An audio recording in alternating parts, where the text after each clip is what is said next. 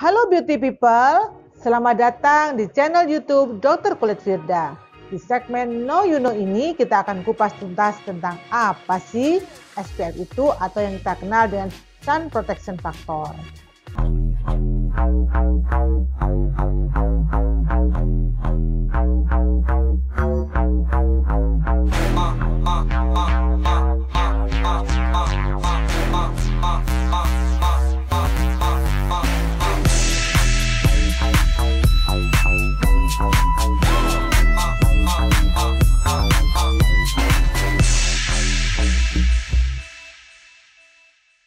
Kadang kita kalau beli produk kosmetik suka bingung sendiri kan, SPF berapa yang akan kita pilih? Dan apa sih manfaat SPF sendiri terhadap kesehatan kulit kita? SPF adalah Sun Protection Factor yang merupakan suatu parameter efektivitas dari sediaan sunscreen atau tabir surya. Jika nilai SPF yang didapatkan semakin besar, maka semakin besar pula efektivitas perlindungan yang kita dapatkan. Nilai SPF sendiri suatu produk menyatakan bahwa perbandingan antara waktu yang dibutuhkan oleh radiasi sinar ultraviolet A dan ultraviolet B untuk menimbulkan eritema pada kulit yang tidak terlindungi dengan tingkatan eritema yang sama. Hal ini pernah dibahas oleh Stanfield pada tahun 2003. Efektivitas dari suatu sediaan tabir surya dapat ditunjukkan salah satunya dengan nilai Sun Protection Factor yang didefinisikan sebagai jumlah energi ultraviolet yang dibutuhkan untuk mencapai minimal erythema dose pada kulit yang dilindungi oleh suatu tabir surya dibagi dengan jumlah energi ultraviolet yang dibutuhkan untuk mencapai minimal erythema dose pada kulit yang tidak diberikan perlindungan. Minimal erythema dose atau yang disingkat dengan MED didefinisikan sebagai jangka waktu terendah atau dosis radiasi sinar ultraviolet yang dibutuhkan untuk menyebabkan terjadinya eritema. SPF sendiri terutama diperuntukkan bagi perlindungan terhadap UVB dan tidak secara khusus diperuntukkan untuk melawan UVA. Jadi poinnya SPF ini lebih mengarah kepada UVB ya beauty people. FDA sendiri mensyaratkan produk tabir surya yang beredar di pasaran harus memiliki SPF minimal mempunyai nilai 2. Sedangkan klasifikasi nilai SPF sendiri menurut EC atau Europe Commission menyatakan bahwa rekomendasi didasarkan atas nilai sebagai berikut ya. Jadi kalau nilai SPF 6 sampai 10 memberikan perlindungan yang rendah. Sedangkan nilai SPF 15 sampai 25 cukup memberikan perlindungan. Nilai SPF 30 sampai 50 memberikan perlindungan yang tinggi dan nilai SPF 50 bahkan lebih memberikan perlindungan yang sangat tinggi. Semakin tinggi nilai SPF yang diinginkan, dibutuhkan jumlah zat aktif tabir surya yang semakin tinggi pula ya beauty people. Sedangkan yang kalian harus tahu bagaimana sih maksud dari nilai SPF sendiri. Jadi kalau kita melihat suatu produk kosmetik mempunyai SPF 15, berarti artinya dia memiliki kekuatan 15 dikurangi 1/15. Artinya dia mempunyai kemampuan 0,93%. Yang artinya mampu menahan 93% sinar ultraviolet yang masuk ke dalam kulit kita. Begitu juga dengan SPF 30.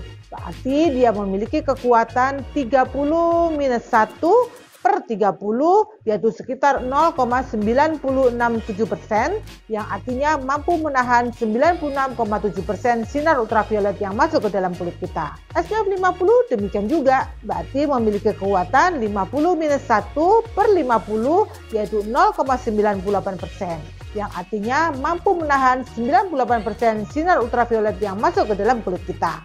Begitu juga kalau SPF 100, berarti dia memiliki kekuatan 100-1/15 yaitu 0,99% yang artinya mampu menahan 99% sinar ultraviolet yang masuk ke dalam kulit kita. Tapi yang perlu beauty people tahu bahwa orang yang tinggal di daerah beriklim tropis atau wilayah sekitar garis khatulistiwa seperti Indonesia perlu rutin menggunakan tabir surya saat beraktivitas di bawah terik matahari.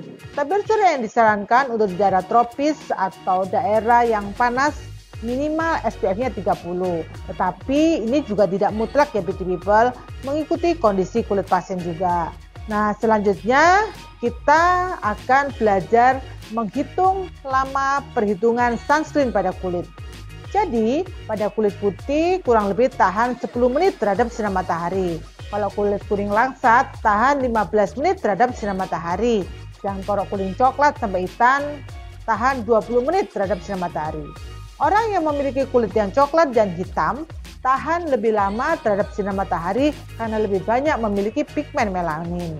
Jadi, kalau melihat seperti ini, kadang-kadang saya suka miris ya. Kenapa orang yang tinggal di daerah panas seperti Indonesia suka sekali memutihkan kulit tangan, badan, bahkan wajahnya. Padahal itu sangat penting untuk melindungi kita terhadap paparan radiasi sinar ultraviolet. Jika kita menggunakan sunscreen atau tabir surya dengan SPF 15, lama perlindungan dihitung dengan mengalihkan nilai SPF dengan lama kulit yang bertahan jika tanpa sun care ya.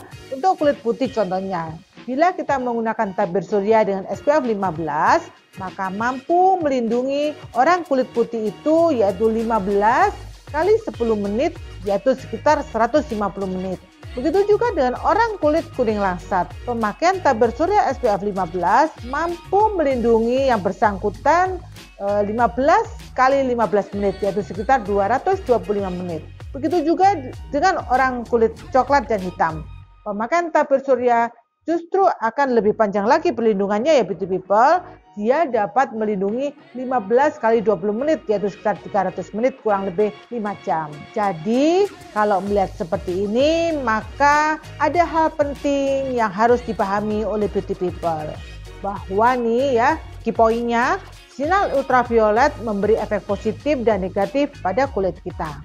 Di satu sisi kita banyak mendapatkan manfaat dari paparan sinar matahari, tetapi di sisi lain juga ada efek negatif yang kita dapatkan. Paparan sinar matahari akan menimbulkan kelainan apabila telah melampaui kemampuan kulit dalam mentoleransi efek sinar tersebut. Pemilihan yang sesuai dengan jenis kulit dan pemakaian tabir surya secara tepat dan rutin mampu melindungi dan meminimalis kerusakan kulit akibat paparan sinar ultraviolet.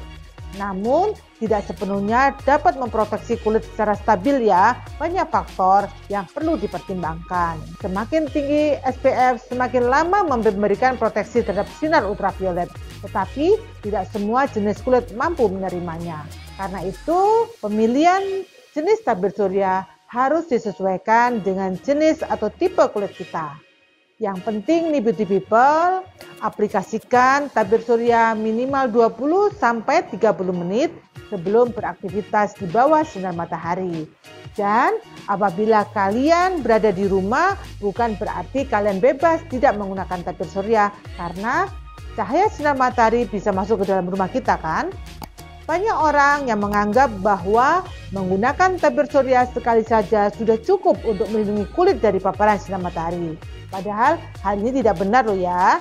Jika Anda beraktivitas di bawah terik matahari dalam waktu lama hingga berjam-jam, maka Anda perlu mengoleskan kembali tabir surya setiap 2 jam. Apabila tabir surya yang Anda gunakan memiliki SPF yang rendah, Anda mungkin perlu menggunakan kembali setiap 30 menit atau 1 jam. Misalnya kalian menggunakan SPF 15 ya. Dan pilihlah tabir surya otomatis sesuai dengan kebutuhan kulit kalian.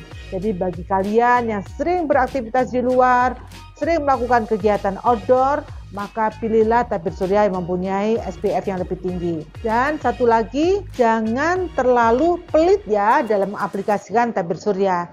Tabir surya untuk area wajah, kalian bisa memberikan 2 ruas jari atau 1 sendok teh untuk seluruh wajah kalian. Terima kasih sudah menonton video kali ini. Mari kita bersama melawan COVID-19. Sampai ketemu di konten YouTube saya berikutnya. Terima kasih beauty people sudah menonton video kali ini. Jangan lupa follow, subscribe, komen, dan like, serta share video ini ke teman-teman kalian ya.